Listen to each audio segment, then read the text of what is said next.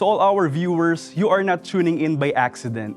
This is God's will for you because He has a message for you.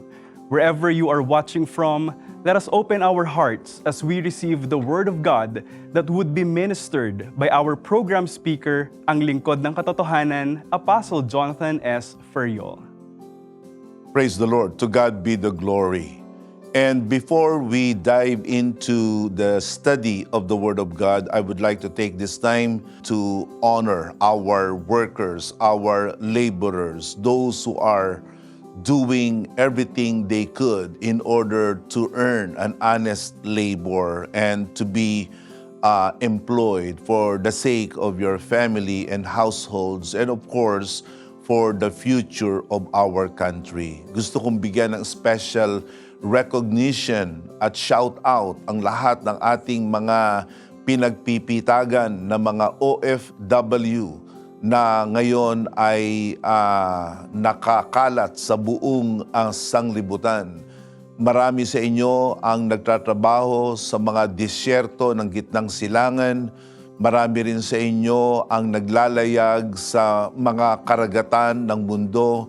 And you are the backbone of the global economy. Filipino workers, laborers, OFW are the ones that are building magnificent edifices around the world, bridges, roads, and all kinds of infrastructure. Filipino OFWs are the best in medical and hospital industry. And even here in the Philippines, our country's economy is actually being run by many of us who are actually working and laboring. Nais kong kilalanin kayo, parangalan kayo, at ang mensaheng ito ay patungkol sa spiritual na paggawa or spiritual labor. And before we do that, shall we first pray? Father God in heaven, we thank you for you are our God who works. You are not our God who is parasitical or someone who is inactive, but you are actively working in the affairs of men, and most especially, you are working in the lives of those whom you have called to serve you. Nawa ang pagbubulay namin sa mga sandaling ito ay maging pagpapala sa mga kaibigan namin na ngayon ay sumusubaybay sa programang ito. Ito ang aking dalangin sa tamis at makapangyarihan na pangalan ng aming Panginoong Hesus. Amen. My message today is entitled Spiritual Labor. At ito ang una nating mababasa sa aklat ng Juan, na kung saan ang sabi doon, let us not work for food that spoils, but for food that lasts for eternal life. Let's read that. In the book of John, chapter 6, verse 27, do not work for food that spoils, but for food that endures to eternal life, which the Son of Man will give you, for on him God the Father has placed his seat of approval. We must first of all understand the history of human labor. And our work here on earth, our labor, the work of our hands, our enterprises, all of these have been divinely appointed and ordained by our God Himself. Because God Himself is a worker, and He is a worker extraordinaire. He is our God who has created everything. The book of Genesis 1:1 begins with that truth that our God works. In the beginning, God created the heavens and the earth. God, right at the bat, presented himself to be a worker. He was not someone who was inactive or someone who was preoccupied with something that do not have any value. Genesis 1:1 presents God as a worker, as a creator. In the beginning, God created the heavens and the earth. And God did not only present himself to be a worker, but he was a very excellent worker. He was the ultimate worker and producer. And he gave man that authority, that power to also work the way he does. In the book of Genesis, in chapter 2, verse 15, it says, "The Lord God took man, put him in the Garden of Eden to work it and take care of it."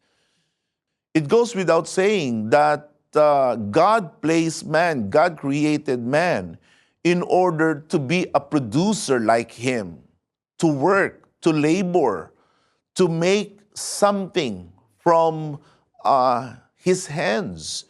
In theology, man is considered as the vice-regent of God. Binigyan ng Diyos ang tao ng katalinuhan, karunungan, kapangyarihan at kapasidad upang gumawa ng mga dakilang bagay sa mundo na pinaglikhaan sa Kanya. At gaya ng Diyos, nais ng Diyos na ang tao ay gumawa, magtrabaho na mayroong kasapatan at kagalakan. In the book of Genesis, in chapter 1, verse 31, it says, I will read that in the GNT translation of the Bible. God looked at everything he had made, and he was very pleased. So God took and derived happiness and joy and satisfaction from his labor. And man must also have that kind of work ethic. Kailangan sa pagtatrabaho, sa paggawa, ay meron tayong kagalakan. But then again, that is not what happens in the real world that we are living in today. Mula nang ang tao ay nahulog sa kasalanan, ang trabaho ng tao ay naging malaking kahirapan, naging malaking kadustaan sa kanya. Work lost its appeal to men, and men have become enslaved by work. And work has become backbreaking, laborious, and enslaving. And it happened when man sinned. Here in Genesis, in chapter 3, in verse 17, it says there, to Adam he said, because you listened to your wife and ate fruit from the tree about which I commanded you, you must not eat from it. Cursed is the ground because of you. Through painful toil, you will eat food from it all the days of your life. Ngayon, huwag niyong sasabihin na kaya ang trabaho ay napakahirap ngayon ay sapagkat si Adan ay nakinig sa kanyang asawang babae. But kidding aside, the reason man is working right now with so much hurt, with so much strain and stress to his mind and heart and body is because of sin. So this is quite a very revealing thought to all of us na iyang paggawa na wala sa Diyos, iyang paggawa na hiwalay sa kalooban ng Diyos ay hindi iyan ang magdadala sa atin ng katiwasayan. Ang trabaho ay magiging malaking kalungkutan, malaking kahirapan. Subalit ang tao na gumagawa, a worker who works, a laborer who labors according to God's will, in consonance with God's plan, he will find joy, he will find happiness.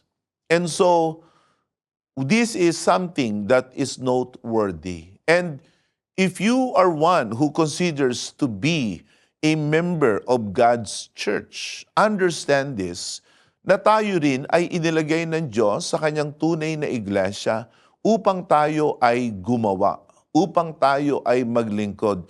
Do not ever think that Christianity is just like lounging on chair and just enjoying the sun and listening to the birds sing. True Christianity is labor. True Christianity is work. But not just work, not just labor, but divine work, heavenly work, wherein there we will find true joy, true happiness, and we will reap the greatest dividend. God called us to serve Him, to work for Him, and to labor for Him. Yan ang tunay na kahulugan ng pagiging tunay na Kristiyano. In Ephesians chapter 2, in verse 10, and then in 1 Peter chapter 2, verse 5, we are God's handiwork.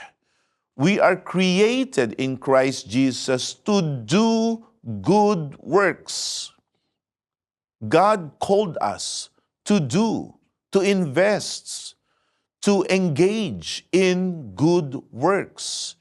And these good works are not just philanthropic, humanitarian, and altruistic in nature. It is heavenly work.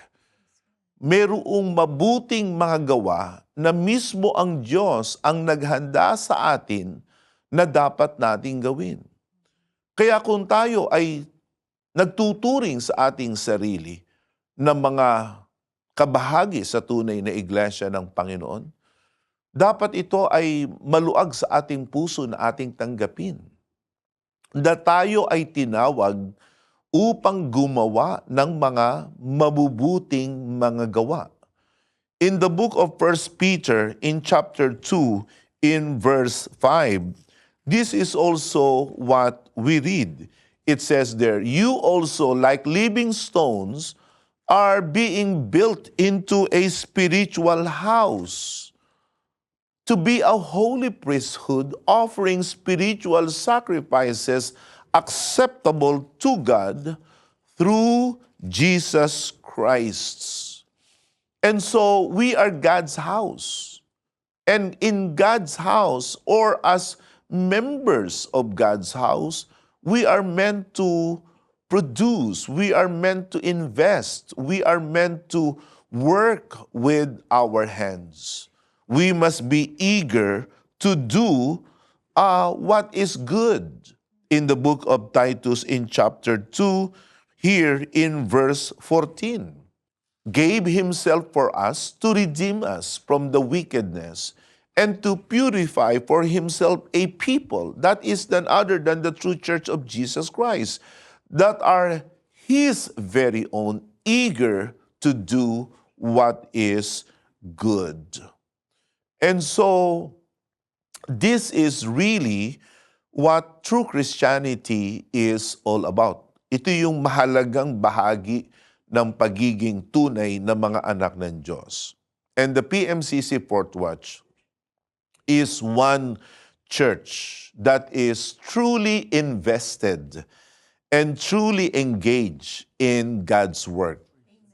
The PMCC Fourth Watch believes or has the slogan, holiness and service unto the Lord. Kaya bilang mga fourth watcher, ang bawat isa sa amin ay nakatutok sa paglilingkod sa Diyos. Kami ay namumuhunan para sa gawain ng Panginoon. For us, service to God is life, and life is service to God. At ito ang pinagkukuhaanan namin ng kagalakan. This is where we derive our joy, our happiness. We are most happy, we are most satisfied when we are serving the Lord. To remove ourselves from the work of God is to render us and to put us in the most unsatisfied and the most unhappy place. Hindi kami masaya na hindi kami naglilingkod sa Panginoon. Ang kagalakan ng mga fourth watcher ay ang maglingkod, ang mamuhunan, ang magtiis, ang magtiyaga sa paglilingkod sa ating Panginoon. At ito ang paanyaya ng Panginoon sa atin ngayon, na tayo ay maglingkod sa Kanya. The Bible says in the book of John in chapter 9 in verse 4, it says there, we must do the works of Him while it is day. We must do the works of Him who sent me. Night is coming when no one can work. Yun ang sabi ng Panginoong Jesus, na habang araw, tayo ay gawin, tayo ay gumawa ng mga gawa na nagsugo sa ating Panginoong Jesus. They present opportunities, chances.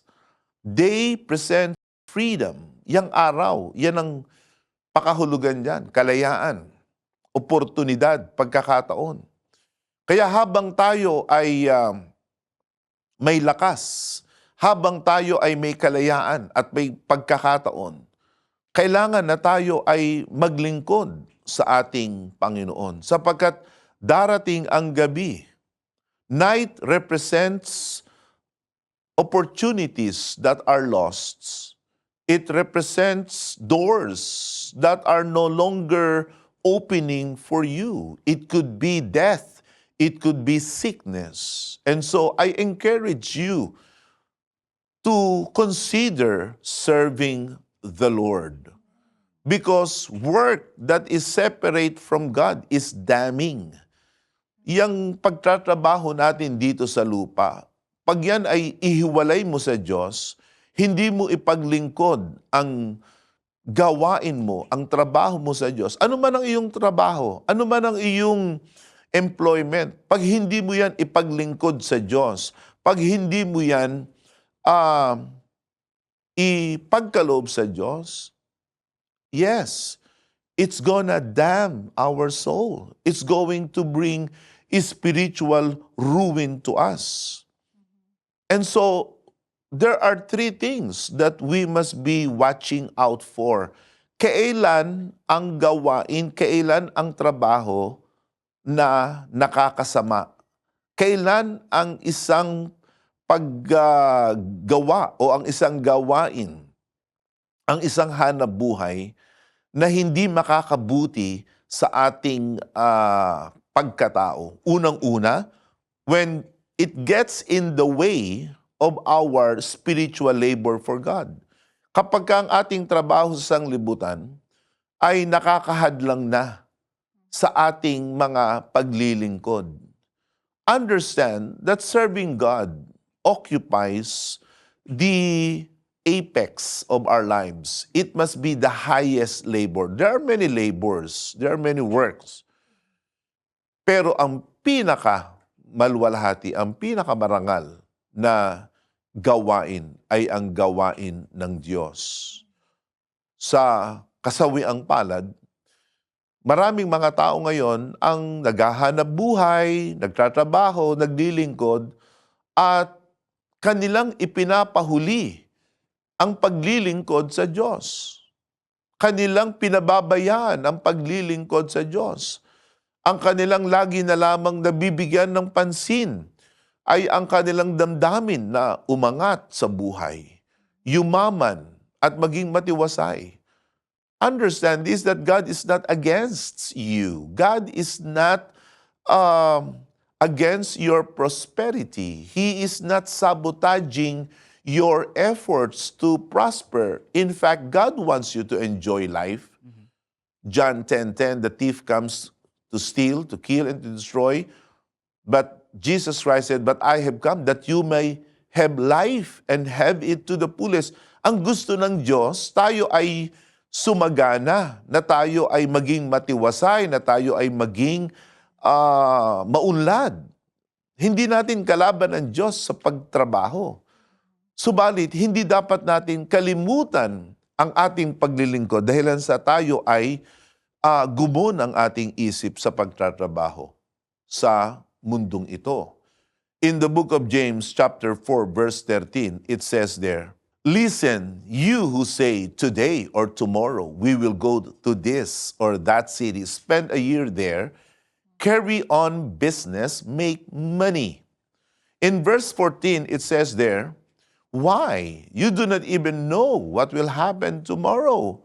What is your life? You are a mist that appears for a little while and then vanishes. In verse 15, it says there, instead, you ought to say, if it is the Lord's will, we will live and do this or that.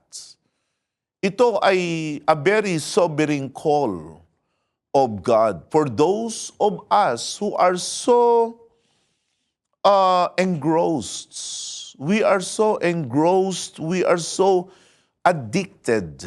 Kaya may tinatawag na workaholic na wala na siyang ibang inatupag, wala na siyang ibang pinapakialaman kundi ang kanyang trabaho at siya mismo hindi na masaya na rin sa kanyang trabaho.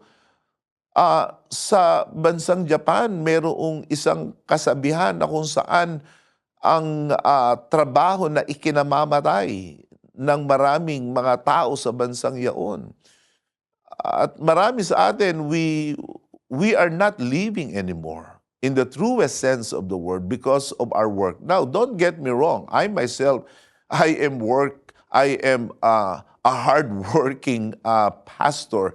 Do not think that we are parasitical. No, I am a very industrious church leader. But let us not work at the expense of our service unto the Lord. Kaya ang sabi ni Santiago, kayo nagsasabi na pumunta tayo sa ganitong bansa, sa ganitong syudad, at tayo ay magpakayaman. Ang sabi ni Santiago, hindi mo ba nababatid ang buhay? Ang buhay ay maiksi. Ang buhay ay marupok. Life is short. Life is fragile. Too fragile to spend merely for earthly endeavors. James says, instead, you must work according to the will of God. In the book of Luke, chapter 12, verses 18 to 21, we see here an illustration of a life that is merely spent for earthly labor at the expense of one's soul. Dito, makikita natin na ibinenta ng haling at mangmang na binata ang kanyang kaluluwa at ang kanyang espiritu para lamang siya ay makapagtrabaho. How many people are like this in this story of this rich and young fool, that they are literally losing their soul and losing their mind and their heart because of the desire to be wealthy. In Luke 12:18 says, this is what I'll do. I will tear down my barns, build bigger ones, and there I will store my surplus grain.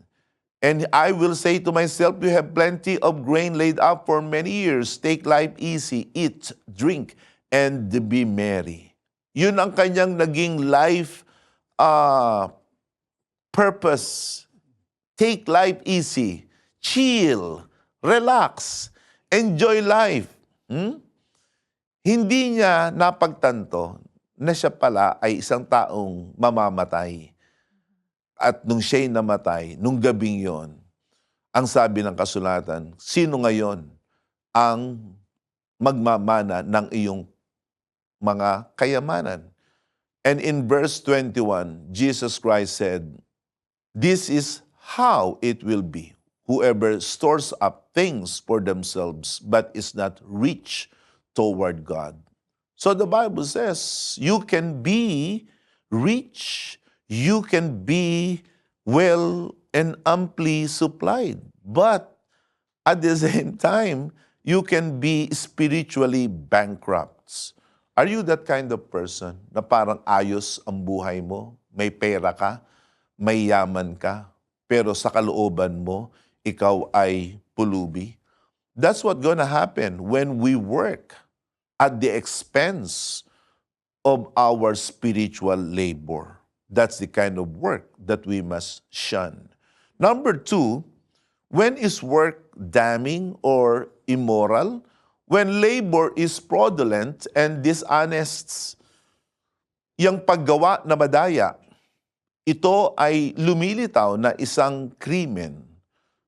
Ang paggawa na may pagsasamantala, ang paggawa na fraudulent, fraud, and immoral.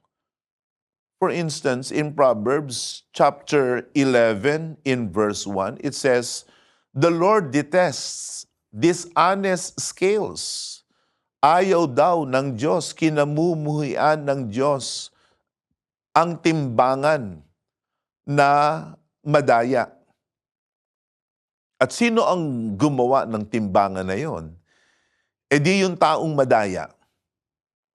At ito ang dahilan kung bakit ang Diyos ay hindi natutuwa sa isang pamahalaan, sa isang trabahador, sa isang may-ari ng negosyo, sa isang tagapanguna ng isang bayan na madaya. Hindi natutuwa ang Diyos. At kapag ka ang Diyos ang hindi matuwa, ang Diyos ay nagpaparusa. This is the reason why no country that somehow winks at corruption that is healthy and rich. Ang mga bansang corrupt ay mga bansang mahihirap. And isn't it, this is what our country is experiencing. They say the country of the Philippines is rich, but we are robbed. We are cheated by people who are supposed to help us gain decent life. Hindi ko naman nilalahat. Pero alam natin na maraming mga tiwali na mga tagapanguna ng ating mga bayan. And if we are a Christian nation, we must pause and think if our Christianity even matters to us. Baka bukang bibig na lamang. Subalit, hindi ito nakaka-impluwensya sa atin. As workers, in whatever rank, in whatever capacity you are working, shun and abhor fraudulent and dishonest labor. Proverbs 13:11 adds further, dishonest money dwindles away. Dishonest money, yung dishonest labor. Kaya kapag tayo ay manggagawa, anuman ang ating manggagawa, anuman ang ating trabaho, malaki man o maliit, pagtapatan natin. Yan ay gawin natin na para sa ating Panginoon. In the book of Colossians, in chapter 3, verse 23, it says there, whatever you do, in the United States, they say if you are just flipping burgers, whatever it is that you do, whether what you're doing is huge or costing millions or mundane or menial jobs, ano man ang ating trabaho. Ang sabi, work at it with all your heart as working for the Lord and not for human masters. So, that is the second point. And the third point, last but not least, is this: labor that is not invested in the kingdom of God. Ito ang isang trabaho na hindi tama at hindi kalugod-lugod sa Diyos. Yung trabaho na hindi ipinupuhunan sa gawain ng Panginoon. Our human labor is not an end in itself. It is simply a means to bless the work of God, a means in order to advance the kingdom of God. Kaya, if you are a worker and you are a Christian, invest in the work of God. The more God blesses you, the more you should bless the work of God. In the book of Proverbs, in chapter 3:9 says, honor the Lord with your wealth, with the first fruits of all your crops. Kaya mapapansin natin na yan ang tamang paraan ng paghawak ng yaman, ng talento, ng abilidad. Anumang bagay ang ibinigay sa iyo ng Diyos na nagpayaman sa iyo, nagbigay sa iyo ng ability, yan ay dapat nating gamitin para parangalan ang Diyos. Are you someone who is a businessman? Are you someone who is one of the captains of the industry, an entrepreneur? Are you an ordinary employee? Sino man tayo? Binigyan tayo ng kapasidad ng Diyos, abilidad ng Diyos na lumikha ng yaman, malaki man o maliit. At yan ay dapat nating gamitin upang parangalan ang gawain ng ating Panginoon. And so, in this coming celebration of May 1, Labor Day, let us remind ourselves of these truths about spiritual labor. Shall we pray? Father God in heaven, bless the work of our hands. May we be able to work with all honesty and use our work to bless your work. May we be able to work, O Lord, without the interference of worldly affairs. Naway ang gawain namin ay lagi naming mabanal. Pagpalain mo ang aming mga trabaho, pagpalain mo ang aming mga hanap buhay. Paunlarin mo kami, Panginoon. Sa matamis na pangalan ni Jesus, Amen. The Lord bless you all. Thank you so much, Apostle, for bringing the Word of God once again this morning. Napakaganda po ng inyong sinabi na kahit ano ang ating gawin, whatever we do, work it as if for the Lord and not for me. Hindi dahil sa magtatrabaho tayo, dahil puro sarili lang ang ating iisipin, kinakailangan ang ating gagawin, ang ating pagtatrabaho, iaalay din natin sa Panginoon. You know what? Man cannot eliminate the divinity of work. Work is divine. Sapagkat Diyos ang unang gumawa. Hindi mo pwedeng alisin yan. Kahit anong gawin natin, merong element of divinity ang work. And we must work influenced, governed by that ethic na ang lahat ng trabaho, lalo na ang mabuting trabaho, ay trabaho na mula sa Diyos at ang pagkilala sa Diyos habang tayo nagtatrabaho ang magdadala sa atin ng kaunlaran at katiwasayan. Praise the Lord. It is also a good reminder, Apostle, that as we work, it is equally important that we serve God. I remember what your father, the late Apostle Arsenio Tanferyol, said. walang sobrang paglilingkod sa taong umiibig sa Diyos. At the Totoo end of yun. the day, it is love that compels us to serve Totoo God. yun. At Yes. saka huli-hulihan, walang talo, walang lugi sa mga taong naglingkod sa ating Panginoon. Amen to that. There is no way you will lose if you always serve and labor for the Lord. Praise God. Maraming salamat po, Apostle, sa napakalino na inyo pong dinalang mensahe na kapag ang pagtatrabaho ay hiwalay sa Panginoon, or kung tayo nagtrabaho, ngunit nakalimutan naman natin ang Panginoon, ito ay isang bagay na nakakatakot na mangyari sa atin. Paano po ba mapagtatagumpayan ng isang tao yung urge and temptation na makalimutan niya ang Panginoon sa sobrang busy niya sa kanyang pagtatrabaho dito sa lupa? Para yan ay maiwasan, ay kailangan ng bawat tao, lalo na ang mga anak ng Diyos, na ipasakop lagi ang kanilang isip, ang damdamin nila sa kalooban ng Diyos. At yung humble submission will always bring us to a place of obedience and compliance to God's will. And so sa lahat po ng ating mga taga-subaybay ngayon, maaaring kayo po ay may mga katanungan o nais nyo pang higit na maalaman ang patungkol sa salita ng Diyos at sa mga bagay na napagbulayan natin sa araw na ito. Ang aming pong mga numbers ay available ngayon sa inyo pong mga screen. You can give us a call. Our phone counselors are always ready to serve you. Thanks for watching. Subscribe for more exclusive videos.